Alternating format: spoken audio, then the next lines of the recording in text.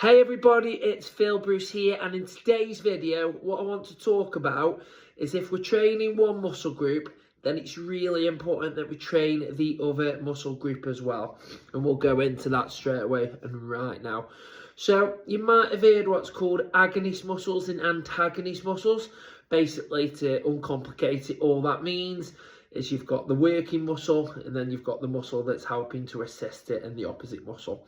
So, for example, if we're doing a bicep curl, you've got the agonist, which is the biceps, it's doing the lift, and then you've got the triceps, which is the opposite muscle, being the antagonist, just helping control and helping be that opposition to it. Again, if you're doing a bench press, you've got your chest, you've got your shoulders, you've got your triceps doing the work on the lowering phase and the lifting phase when you're lying down. And then you've got your back, keeping that kind of gravity, keeping you down, keeping you on that bench to allow you to do the move. Again, if you're doing abs, if you're doing sit-ups, or you're doing crunchies, you've got the abdominals working, and again, you're lying on your back on the mat, so that's keeping you down. So again, that's how it kind of works. So you've got those opposite muscle groups. Now, what people tend to do quite a bit of is they think, right, I want a six-pack. So they really nail it with the abdominal moves, the tummy moves, for example. And they think, by getting a strong tummy, by putting my body fat percentage lower, that's what's going to get me a six-pack, and that's what's going to make me healthy, that's what's going to make me great. And also, you know, if you've got someone that wants to be able to bench press a lot and they want to have a big, strong chest, they think to themselves, right, okay, I'm just going to focus on chest. I'm going to do bench press, I'm going to do chest press, I'm going to do flies, whatever it is. And the intentions there are fantastic. The intentions are great. They're thinking, yes, we're going to work that muscle group, so it will get stronger. So that is kind of correct. They're right on that. But what they also need to think is the supporting muscle groups and the opposition muscle groups as well. So if I was to just work my chest the whole time, so say that's me standing up and I'm working my chest the whole time, what will happen is the chest, the front part, gets stronger. And if you're not developing the back part, that'll just stay as it is, or it'll get weaker. So if that's me standing, what will happen if my chest gets stronger, gets bigger, it gets tighter, more contracted, you'll end up putting your weight that way, which if you think about it then, puts pressure on your shoulders. It's also putting pressure on that upper back and especially that lower back as well. It's an imbalance, it's causing that imbalance, and you're not getting the shape that you want to. Again, if you're making a stronger back, if you're just focusing on back, so we're going to do lat pull downs, which is down and up. We're going to do rows, which is towards you and back, but you're not doing anything on chest. The back will get stronger, yes, but again, think about the imbalance on the chest, on the front of the body. There's going to be that imbalance. Now, from an injury point of view, let's go on the chest being stronger. If the chest is there and the back has not got the same strength and there's that imbalance, think of the pressure that you're then going to put on your back.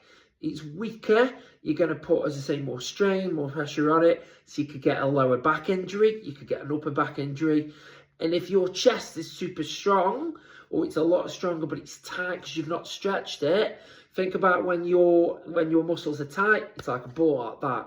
If it stays tight and you've not stretched it and you've not opened it up, you've got more chance of it pulling, you've got more chance of getting an injury from it.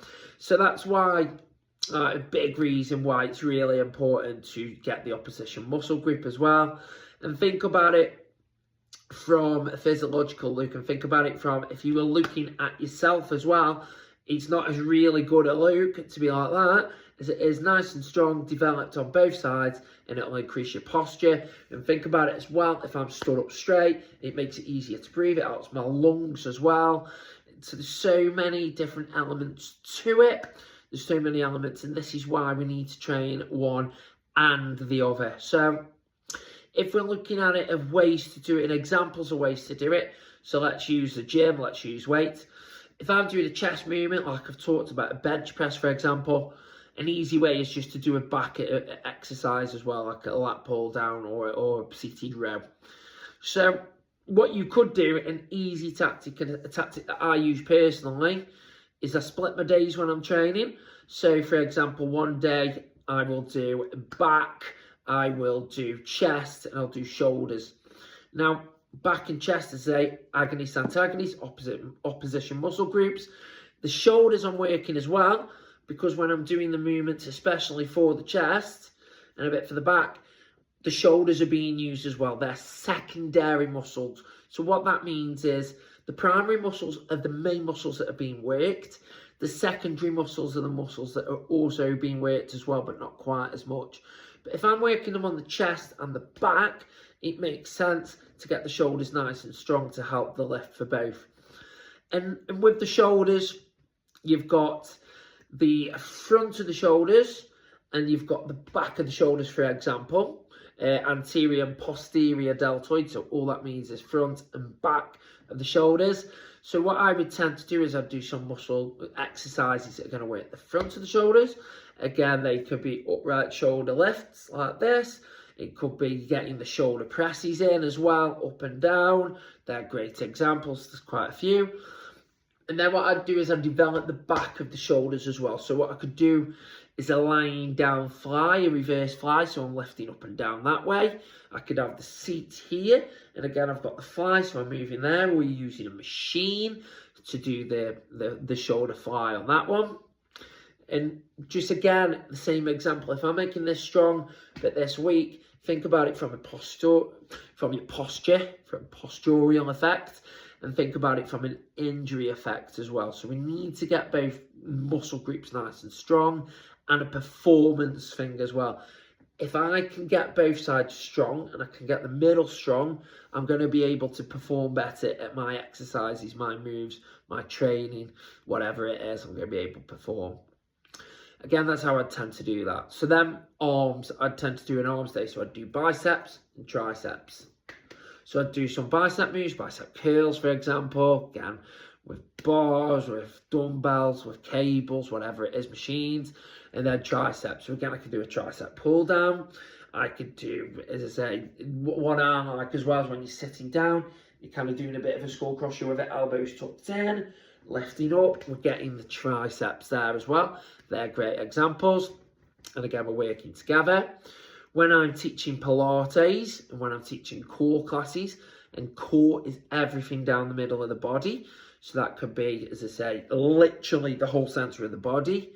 If I'm doing a core class, I'll focus on the abdominals, like as I say, sit-ups. It could be, well, it's holding movements in Pilates, and holding abdominal sit-ups, holding abdominal twists, whatever it is.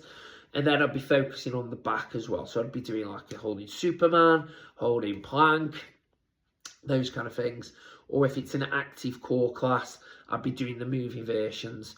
So again, I'm just making sure that if my tummy's strong, my back's strong as well, and vice versa. So that if, as I say, if my tummy was weaker and my back was stronger, I'd be using my back to compensate to try and out the tummy, but then that would put more strain on the back and that would get an injury from there. So it'd get an injury through compensation or overcompensating as well. And then I'd do a leg session. So like today, this is being filmed on Friday. I've done a leg session this morning. I've done it because I'm not playing tomorrow. That's the plan anyway. So I can do legs on a Friday if I'm not playing football on the Saturday. So for example, I've worked my quads. I've done leg extensions. I've worked my hamstrings, which are the back of the legs. And so I've just moved the leg down, used the exercise to get that one. And then I've put a compound move. So I've done some lunges, which has got the quads, the hammies and the glutes. And then I've just got the calves as well. Some calf raises on the leg press machine and some standing barbell calf raises as well. So that's how I've kind of adapted it. And then if I'm stretching or I'm doing any kind of stretching, yoga or stretching routine with myself, if I'm stretching, like I say, I'm stretching the muscles on the front of the body, I'm also then stretching the muscles on the back of the body. And if it's the legs, if I'm stretching the quads, I'm stretching the hamstrings as well. So it's getting that balance, that mixture of it. And it's just really, really important to train your agonist and your antagonist. So basically, you're just training the opposition muscle groups. So always remember, if I'm training one muscle group, think of what's opposite. and train that as well. And that's how you'll get your benefits. That's how you'll reduce your injuries as well. You'll just feel so much better and you'll be able to perform better through doing that as well. So I just hope you found that video nice and useful, just those little hints and tips nice and useful as well. Again, it's just something a little bit different, but something that's easy, something that can be just put into your training and adapt into your training straight away, and you'll notice a difference from it. So yeah, as I say, I hope you found that useful. Hope you're having a great week so far, and I look forward to seeing you on the next video. Bye for now.